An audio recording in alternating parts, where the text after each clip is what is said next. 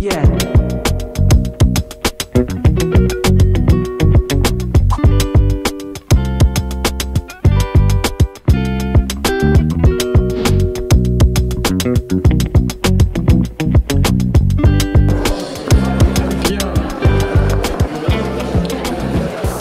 Écoutez, je suis très heureux de vous accueillir toutes et tous, si nombreux.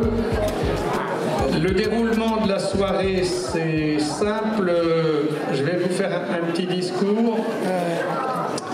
Après, nous vous présenterons le bilan des Assises 2023 qui se sont tenues il y a quelques mois.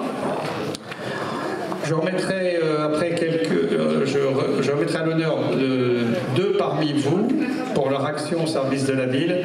Et après, je donnerai la parole aux autorités présentes qui nous font l'honneur d'être ici parmi nous, et je vous les présenterai donc tout à l'heure. Monsieur le sous-préfet, monsieur le sénateur Chailloux m'a appelé ce matin. Il devait le dire, il est excusé, il a eu un petit accident de voiture. Il a croisé un sanglier dans la soirée en rentrant. Hier soir, et la voiture est foutue. Monsieur le conseiller départemental, madame la conseillère régionale, monsieur le président du PETR, monsieur le président de l'AME, mesdames, messieurs les élus de l'agglomération, mesdames, messieurs les élus de Chalette qui m'entourent, mesdames, messieurs les représentants des autorités civiles et militaires, et j'excuse le commissaire Garcia qui ne peut être là, il est représenté par le major Brickback, que je salue. Mesdames, messieurs les responsables d'associations et de syndicats, mesdames, messieurs les chefs d'entreprise, mesdames, messieurs les bénévoles des associations et des comités de quartier, mesdames, messieurs, chers amis. Pour commencer cette soirée, je tiens à vous adresser mes plus vifs remerciements d'avoir répondu toutes et tous à mon invitation. Cette soirée des vœux est un moment privilégié car il nous permet de nous rencontrer et d'échanger de manière conviviale et détendue. Votre venue ce soir démontre bien que vous êtes tout aussi attachés que moi à cette cérémonie et montre aussi votre attachement à notre belle ville de Chalette, et je vous en remercie. Je suis particulièrement heureux de voir ici réunis toutes celles et tous ceux qui contribuent par leur action et leur engagement à offrir à Chalette tous les atouts qui lui permettent de relever les défis de l'avenir.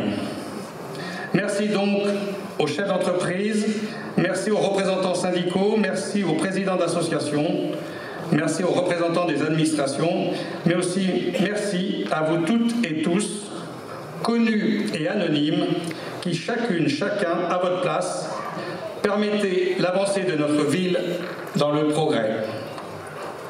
C'est grâce à votre engagement, à votre implication dans la vie municipale que Chalette est une ville avant-gardiste, novatrice, porteuse de projets ambitieux. Car en ces temps si troublés, tant sur le plan politique et social qu'économique, notre optimisme, notre volonté de mettre en œuvre nos projets nous permettent d'avancer alors que tant de contraintes pourraient nous faire baisser les bras.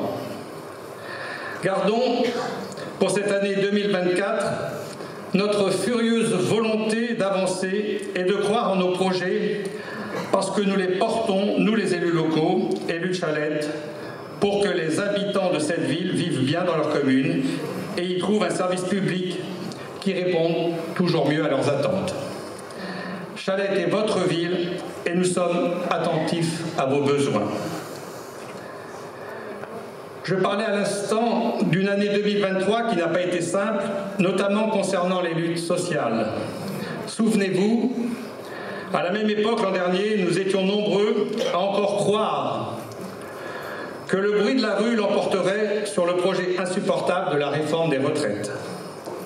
C'était sans compter sur ce gouvernement qui bafoue la démocratie et passe ses lois à coups de 49.3, sans considérer les ouvriers, les employés, les travailleurs aux métiers pénibles, en leur enlevant les 2 plus belles années de leur retraite. Alors que le fruit de leur travail, au cours de ces longues années, a contribué largement à la richesse de notre pays. Mais, vous le savez, en tout cas moi je le pense, ce gouvernement mène une politique de droite et n'a cure des classes populaires. Si ce n'était pas le cas, des mesures positives auraient été prises contre l'inflation, le boom des tarifs, des énergies, du carburant, des assurances, des mutuelles, en faveur des travailleurs et des retraités. Non, au lieu de cela, nous sommes infantilisés par leurs conseils qui nous expliquent chaque jour comment moins dépenser pour se chauffer, économiser l'essence, être raisonnable, vivre, en fait, une vie au rabais. Comme l'a un jour dit le président Macron, le temps de l'abondance est révolu. Mais a-t-il seulement à l'esprit que pour bon nombre de Français, et cela depuis plusieurs années déjà, des choix insupportables s'imposent à eux tous les jours, entre manger et circuler, se chauffer ou se loger. C'est aussi en raison d'un contexte de crise économique extrême que les événements de juin dernier ont pu avoir lieu. Les émeutes du début de l'été ne sont-ils pas le reflet du sentiment d'une France, et notamment de sa jeunesse, qui se sent abandonnée par ses dirigeants? Combien de commerces, de services publics ont été fermés dans les quartiers et les zones rurales? Le président de la République, lors de sa dernière conférence de presse, se félicitait de la création de plus de 2600 maisons France Service, qui plaçaient chaque Français à moins de 20 minutes de l'une d'elles. Mais les services qui y sont proposés sont-elles une réponse aux véritables attentes des Français? Les émeutes que nous avons connues ne sont pas justifiables et nous les avons condamnées fermement, car la violence ne peut être et ne doit être une réponse. La ville de Chalette n'a pas été épargnée par celle-ci, mais nous continuons de croire que l'action publique doit se dérouler au cœur des quartiers, avec l'école comme point d'appui. Tout récemment, 2 chantiers, sous l'impulsion de Madame la Préfète, ont été initiés. Il s'agit des cités éducatives et de la prévention spécialisée. La ville de Chalette souhaite vivement s'inscrire dans ces dispositifs et espère que les moyens, en termes financiers mais aussi humains, seront déployés pour réussir ce challenge. Nous serons très attentifs et force de proposition dans ce qui pourrait être mis en œuvre à ce sujet. Car la première des batailles est de permettre à nos jeunes de se réapproprier les valeurs de la République et de les porter avec fierté. Un autre chantier d'envergure s'ouvre pour la ville de Chalette en 2024. Il s'agit du lancement de l'étude de programmation sur la vidéoprotection, qui a été adoptée lors de la dernière séance du conseil municipal. Ce dossier ne faisait pas partie du programme municipal de 2020. Il a fait l'objet de discussions en 2023 et prend tout son sens au regard du contrat opérationnel de sécurité qui vient d'être renouvelé pour 5 ans. La ville de Chalette, avec la mise à l'étude de l'installation de ces dispositifs, souhaite avant tout agir pour la tranquillité et la protection de ses habitants. Si le contexte socio-économique en France est des plus moroses, les événements qui se déroulent hors de nos frontières sont des plus catastrophiques. Comment ne pas évoquer ce soir, et en tout cas avoir une pensée pour les drames qui se déroulent au Proche-Orient et la guerre qui n'en finit pas en Ukraine. Comment ne pas comprendre ces hommes, ces femmes, ces hommes qui décident de fuir leur pays pour des raisons de guerre, de famine ou de crise énergétique. La France était jusqu'à aujourd'hui considérée comme une terre d'accueil et d'asile. La nouvelle loi immigration met fin à cette idée. C'est tout simplement insupportable, car elle comporte une corde de mesures réactionnaires et antisociales qui déroulent le tapis rouge aux idéaux de l'extrême droite. C'est pour cette raison que j'ai soumis au vote, lors du dernier conseil municipal, une motion pour demander solennellement au président de la République donc votée par les élus du conseil municipal, de ne pas promulguer cette loi. Vous savez ce qu'il en est. Face à cette actualité, il serait facile de céder à la morosité et de ne plus vouloir entreprendre. Mais à Chalais-sur-Loing, nous continuons à bâtir notre avenir et à entreprendre des chantiers dans lesquels l'ensemble des services municipaux s'impliquent. Et je tiens d'ailleurs à remercier ce soir les services municipaux et leurs responsables pour le travail accompli, nous permettant de redécouvrir les réalisations 2023, dont, je dois bien l'avouer, les élus et les services municipaux sont très fiers. La réalisation de la rue du Guéobiche, la réfection de la rue Voltaire prolongée, l'organisation du Trophée de France des BMX, le festival d'été, les animations à la base de loisirs, les pieds d'immeubles et d'autres projets sur lesquels je reviendrai dans quelques instants dans le cadre de la présentation de la restitution des assises. Toutefois, et en raison des contraintes budgétaires que je ne vous ai pas cachées durant tout le printemps 2023, il a fallu faire des choix et réduire la voilure sur certaines manifestations. C'est pourquoi, en fin d'année, le marché de Noël a été remplacé par un marché gourmand. Ce choix, nous l'avons fait en conscience, afin de permettre de maintenir tout l'été toutes nos actions à la base de loisirs, qui est le cœur de vie de notre commune sur toute la période estivale. Mesdames, Messieurs, chers amis, je vais procéder dans quelques minutes à la mise à l'honneur de certains d'entre vous qui ont contribué par leur action au rayonnement de notre ville. Mais je souhaiterais auparavant remercier l'équipe des élus municipaux qui m'entourent chaque jour. Je les remercie pour leur dévouement, leur compétence et leur investissement. C'est une équipe rassemblée autour des valeurs de notre ville et dans les diversités de nos quartiers. Et pour 2024, j'adresse à toutes les Chalétoises et à tous les Chalétois des vœux de bonheur, de santé, d'emploi, de pouvoir d'achat restitué aux salariés retraités bénéficiaires des minima sociaux. Je vous souhaite un monde de liberté, se nourrissant du vivre ensemble, de la solidarité, de l'amitié, de la fraternité, de la paix. Je vous souhaite à toutes et à tous une très bonne année 2024.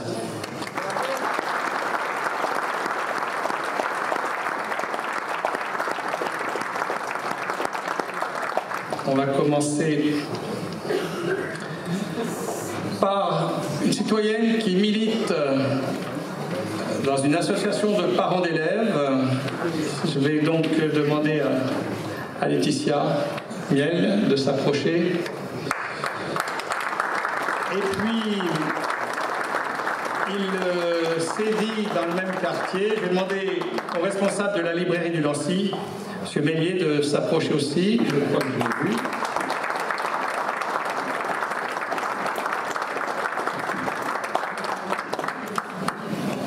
Chère Laetitia, donc, vous êtes parent d'élèves à l'école Barbus.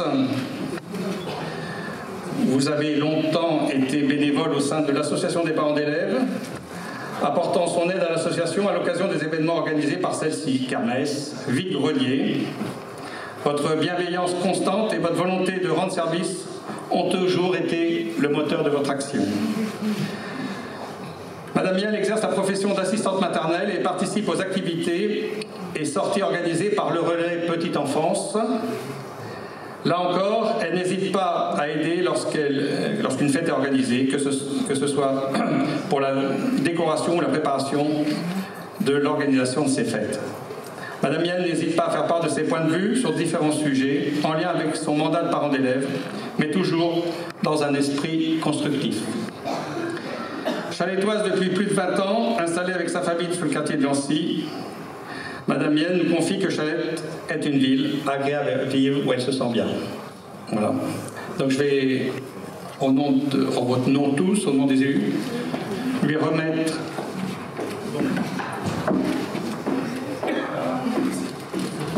la médaille de la ville.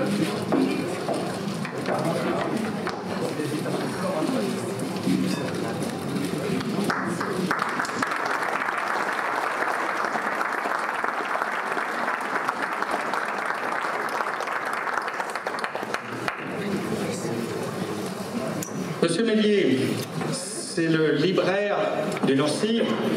C'est un quartier populaire au nord de Chalette où on a la grande chance d'avoir encore des commerces de proximité, malgré l'immense concurrence qu'il y a. Alors, Monsieur Mélier accueille ses clients à la librairie du Nancy depuis avril 1996. Ancien comptable, Monsieur Mélier a repris la librairie qui était auparavant gérée par son oncle. Vous êtes une figure du quartier, on peut le dire, maintenant, depuis le temps, connue pour votre gentillesse et votre proximité avec les habitants, venant du quartier du Nancy, bien sûr, de Chalette, mais aussi des villes voisines, souvent d'autant plus qu'à ce point votre homologue est fermé. Implanté idéalement au cœur du quartier du Nancy, le commerce de M. Mélier est un lieu où il est agréable de se croiser, d'échanger quelques paroles. C'est un endroit qui favorise le lien social et le vivre ensemble, surtout le jour où sort l'éclaireur, je suppose. M. Mélier participe à la vie du quartier, anime et aime soutenir des jeunes élus du CME lorsque ceux-ci organisent une opération de ramassage des déchets sur le quartier ou une collecte de bouchons. Pour leur donner du courage, M. Mélier leur distribue viennoiserie et chocolat. Merci.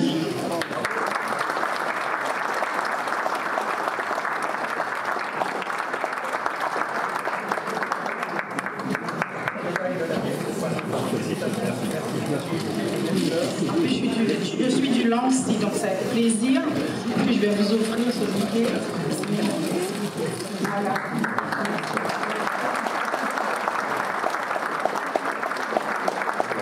Merci à toi, Franck. Merci à tous tes adjoints, toute l'équipe municipale au grand complet pour tout le travail que vous faites et continuez comme ça parce que c'est vrai qu'en travaillant au sein de Chalette-sur-Loing, de la façon dont vous le faites, vous mettez toute l'agglomération en avant et merci à toi. Et bah écoutez, et puis je tiens aussi, venant quand même depuis un certain nombre d'années à cette cérémonie de vœux, également vous féliciter pour la dynamique de l'action municipale qui existe dans cette commune, parce qu'on voit bien, année après année, toutes les réalisations qui sont menées à bien. Voilà, je ne serai pas plus long, je vous souhaite à toutes et à tous une belle et heureuse année 2024 avec beaucoup de joie et de satisfaction. Bien, mesdames et messieurs, merci cher Franck pour cette invitation. Alors je voudrais vraiment te féliciter parce que tu as mis à l'honneur ce soir des personnes qui étaient vraiment impliquées dans la vie locale. Tu as aussi mis en place on va dire, une méthodologie participative avec des gens qui font partie aussi de ce territoire. Et je trouve que c'est vraiment, ça fait du bien. Parce que ce Montargois est souvent, et on l'a vu notamment dans le cadre de l'année 2023 avec les émeutes, n'a pas forcément une bonne image à l'extérieur. Et je crois que ce soir, tu as rétabli aussi un petit peu les choses en disant que dans ces quartiers, il y avait aussi des personnes, il y avait des gens qui vivaient dans ces quartiers et qui méritaient à un moment donné aussi qu'on les mette à l'honneur, parce que souvent ils sont assez invisibles de la part de l'extérieur. Donc merci, et je pense qu'effectivement on peut t'applaudir pour ça.